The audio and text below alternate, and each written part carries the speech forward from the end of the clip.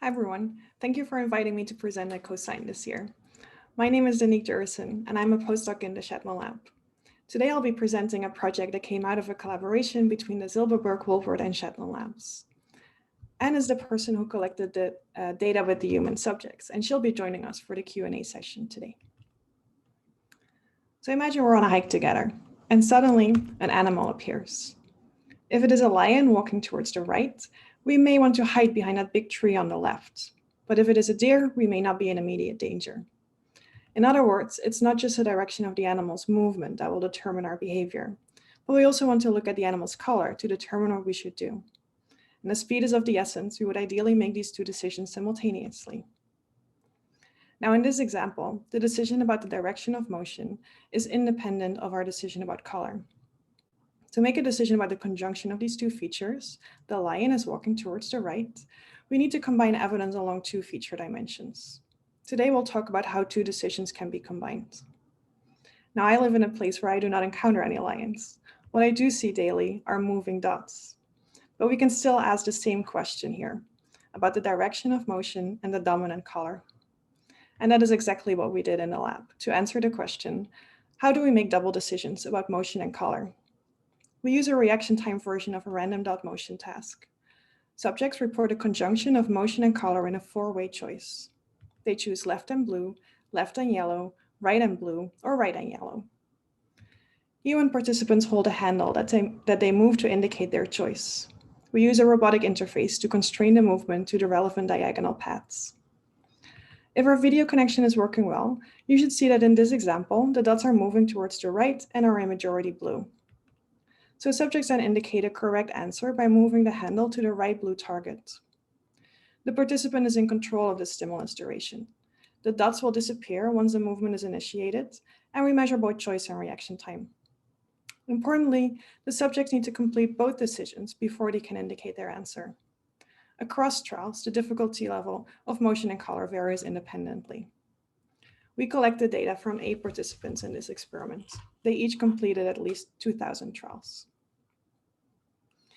Here we are plotting the proportion of rightward choices on the y-axis and the motion strength on the x-axis. When motion is strong towards the right, subjects correctly report a rightward choice. When it is strong towards the left, they report a leftward choice with intermediate levels in between. When we plot the proportion of blue choices as a function of color strength, we again see very good choice accuracy. Both of these plots now only show the data of trials in which the other dimension is easy. But interestingly, when we overlay the choices for the other difficulty levels, we see similar choice functions. The overlap of these choice functions means that there is no interference in choice accuracy. In other words, the difficulty of one dimension does not affect the accuracy in the other dimension. The absence of interference in choice can be explained in two different ways. First, given the parallel processing of motion and color in the visual system, these decisions might evolve in parallel as well, with each dimension using a separate processing stream. Alternatively, the two streams of evidence might not be able to influence the final choice simultaneously, and instead, the two decisions might evolve in a serial manner, using separate time epochs. We cannot distinguish between these two options by looking only at the choice functions. Instead, we will need to look at the reaction times as well. In previous work, drift diffusion models have been used to explain observed patterns of choices and reaction times. And today we will consider two versions of such a model, a serial model and a parallel model. In this example, we will consider a stimulus with low coherence rightward motion and a clear majority yellow dots. This gives us two streams of momentary evidence. Motion will be visualized at the top and color at the bottom. Across time, momentary evidence is summed to generate a representation of the accumulated evidence. Here you see that the difficult, low coherence motion information slowly accumulates towards the upper bound, indicating a rightward choice. At the same time, you see that the easy color information quickly accumulates towards its lower bound, indicating a yellow choice. Evidence for each decision is accumulated independently, and each is associated with its own decision time. T motion is quite late because that was the harder decision. T color is much earlier. Remember that the participants only report their final choice about the conjunction of the two features. I will call the time when the combined choice is reported the double decision reaction time. If the two choices are made in parallel, the double decision reaction time depends on the maximum of T motion and T color. This parallel process is a good candidate. We know that there are specialized neurons in the brain that code for either motion or color, and integrating the two streams of evidence simultaneously would be the most efficient way to solve this task. However, maybe it is not possible for the brain to integrate two streams of evidence simultaneously, and instead, we may use a serial strategy to solve this task. Such a strategy would indicate that the two decision variables cannot be updated simultaneously. In this example, I'm showing you a trial in which accumulation of motion evidence is completed first, which is then followed by the accumulation of color evidence. The choice would remain the same, red and yellow, but now the reaction time depends on the sum of T motion and T color. Now, to prepare you for the pattern of reaction times I will be showing you soon, I would first like to give you an intuition of how the models differ in their predictions. First, let's select only the trials in which color is easy. We expect that when we sort the data by motion coherence, here on the x-axis, that subjects are faster if motion is easy, slower when motion is difficult, with intermediate reaction times in between. Many of you might recognize this as a similar pattern of reaction times we often see when we make single decisions. And indeed it is very similar, because color is easy and does not add much time to the total reaction time. The crucial comparison is now to the trials in which color is difficult. Here we expect that the reaction times slow down with a delay that is constant across all motion coherences. The time added for trials in which motion is easy is the same amount of time as added for trials in which motion is hard. The predicted reaction time is simply the sum of the time needed for color and the time needed for motion. In other words, the graphs will look like stacked versions of the same curve, because increasing the color difficulty just adds additional processing time for color, without affecting the time needed to decide on motion. In contrast, the parallel model makes a different prediction for the pattern of reaction times. When color is easy, reaction times still depend on the difficulty of motion. However, the parallel model predicts that when color is difficult, that this mostly affects the reaction times for trials in which motion is easy, and the reaction times are only slightly increased when motion is hard. In other words, the reaction times resemble the time needed to complete the most difficult of the two decisions. If one of the two decisions is easy, it shares the time with the other, more difficult decision, and will not cause much of a delay in the total reaction time. When both decisions are hard, either one of the two decisions could be the slowest one, and that is the one that determines the total reaction time. The graphs will therefore look as if the curves are squeezed together in the middle. Next, we will look at the double decision reaction times from the human participants. On the left, we will plot the reaction time as a function of motion strength, separately for each color difficulty. On the right, we will plot the reaction times of the same trials, but now as a function of color strength, separately for each motion difficulty. When we plot the reaction time for the easy condition of the other dimension, here in blue and purple, we see a dependency on stimulus coherence. When we plot the reaction times for the hard condition of the other dimension, here in green and red, we now see reaction times with an additional offset. For intermediate levels of difficulty, we see intermediate offsets. I hope you're already starting to recognize the pattern of reaction times of the serial model. Indeed, when we add the predictions of the serial model, this closely resembles the data. For comparison, let's now take the exact same data points and overlay the predictions of the parallel model. This model is not a good fit, and especially fails to predict the long reaction times we see when both color and motion are difficult. From the double decision reaction times, we conclude that double decisions are made in a serial manner, using separate time epochs. In other words, we saw before that there is no interference in choices, and the reason for this is that these decisions are not made at the same time. But we don't fully understand yet how the total time is allocated between the two decisions. And to understand how this time is allocated to each of the two decisions, we will consider a single switch and a multi-switch model. We already discussed the single switch model, in which evidence for one decision is accumulated first, followed by the accumulation process for the second decision. But alternatively, we may be switching back and forth between the two decisions.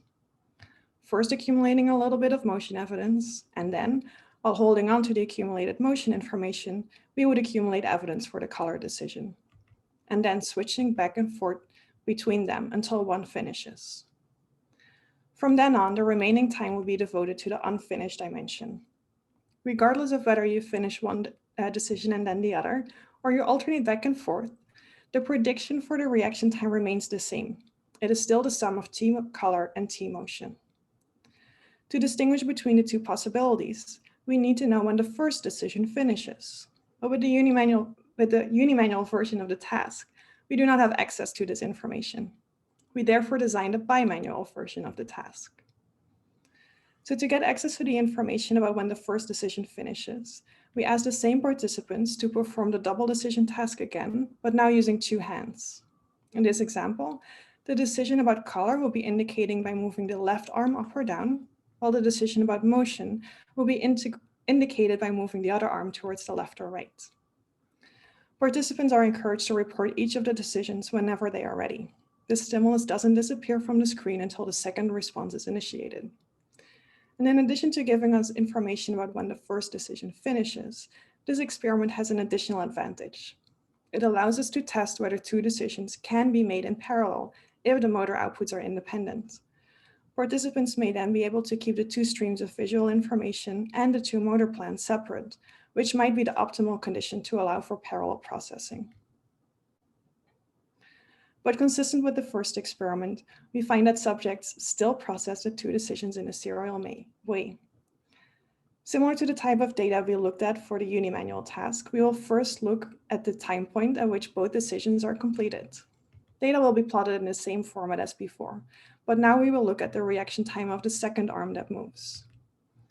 Based on the fits of the unimanual data, we can generate predictions for the double decision reaction time based on the serial model, represented by the lines here. When we overlay the data from the bimanual task, we see an excellent fit, meaning that participants still use the same strategy of serial integration. When we take the same data points again and compare it to the parallel model predictions, we see a poor fit to the data. This result was somewhat surprising to us.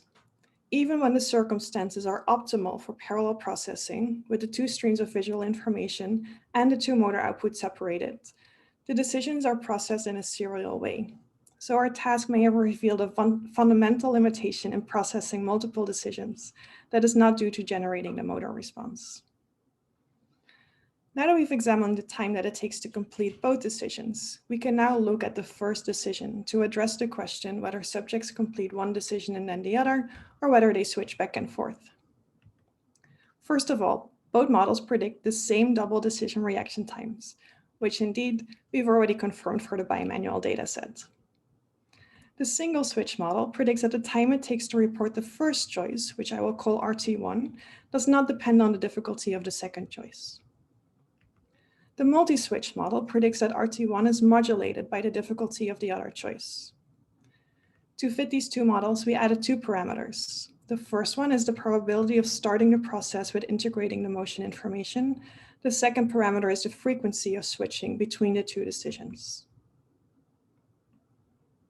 Let's compare these predictions in more detail. We will split the data by whether motion was reported first or color was reported first.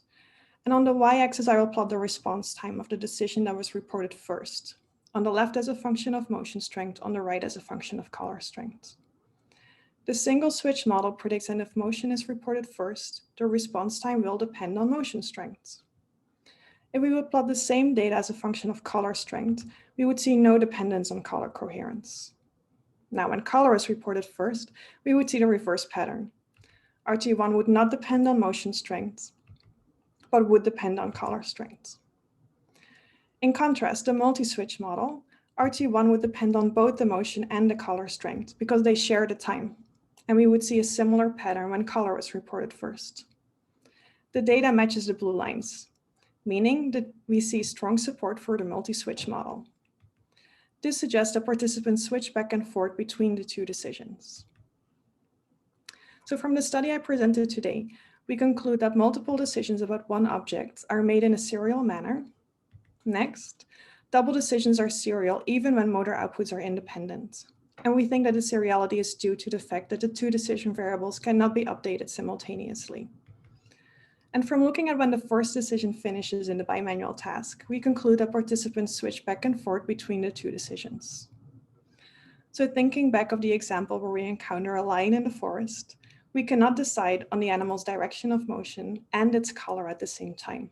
The two decisions compete with each other, which leads to additional processing time. We think that this slow processing might arise from a need to flexibly use the same neural circuitry for different decisions. And to better understand the underlying neural circuits, we are currently recording in parietal cortex of monkeys performing the double decision task. So last, I would like to thank everyone in the Shadlen, Wolpert, and Zylberberg labs. Most importantly, I would like to thank Anne and Yul, and Anne will be joining us for the Q&A today. We'll be happy to take any questions, and if you have any remaining questions afterwards, please take a look at our bioRxiv paper or contact us. Thank you.